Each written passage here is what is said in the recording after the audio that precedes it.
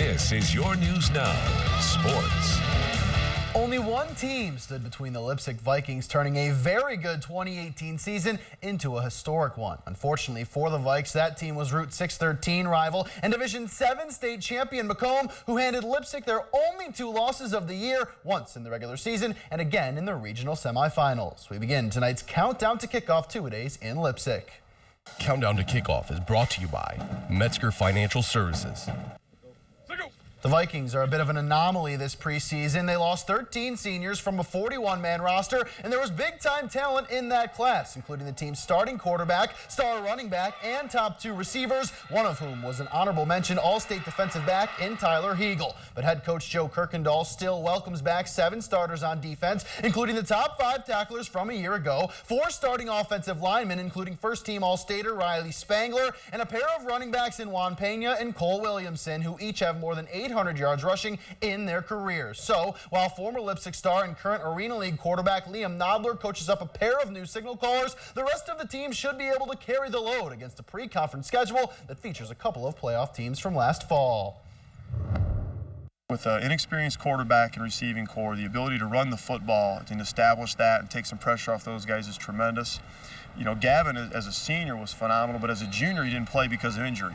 So that gave Juan and Cole some opportunities. And last year, we played a 3 running back system, which kind of created this establishment of depth. And those guys can kind of set the tone and let the quarterbacks and receivers settle themselves in. We've been always mainly a rushing team, so we're going to try to run it down the field and see what we can do with like the returning lettermen like Evan Schrader, Riley Spangler, Hunter Spangler. There's big boys coming up. I really think our big boys could push it down, help us win some games for us. I feel like we'll be a lot better than what the paper thinks we'll be, then be able to go out and do some things this year. At Patrick Henry, the defending NWOAL champions figure to have a target on their backs this fall. The Patriots graduated only 8 seniors last year and returned talent and experience all across the field.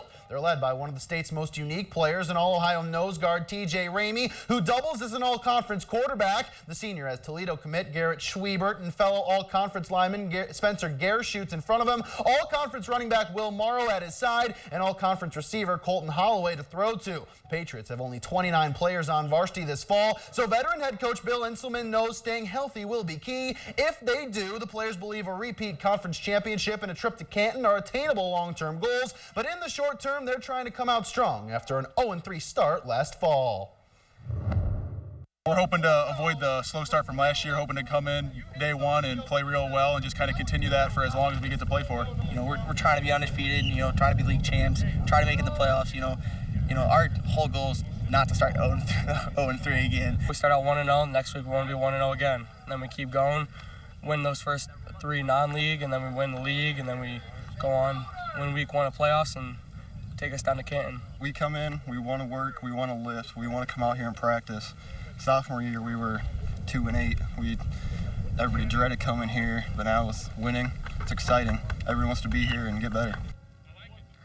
To the Diamond now, MLB action today. The Reds finish up their 4-game set with the Cubs this afternoon. Bottom 3, Aristides Aquino stays hot. He doesn't leave the yard this time, but he does deliver a base hit to center. That scores Joey Votto to make it 2-zip Reds. Bottom 5, they add 2. It is with 2 away. Eugenio Suarez comes through. A solo shot to right. That's his 33rd of the season to put the home team up 3. But in the 7th, it comes apart as with 2 away. Chris Bryant takes Michael Lorenzen deep to left. The 3-run shot is a part of a 5-run inning for Chicago. They come back to win it 6-3. In Minnesota, the Indians can take 3 of 4 from the Twins with a win this afternoon. Top 1, the Indians get things going early as Greg Allen crushes a solo shot into the upper deck in right. His 3rd of the season as the Tribe on top. Fast forward to the bottom of the 9th. Brad Hand in for the save, but Marwin Gonzalez drills one. That one hops the left field wall. The tying run is in. Here comes the winning run. Francisco Lindor's throw is on target as they get the out at the plate to send this game to extras. Top 10, bases juiced for Carlos Santana, and he clears them.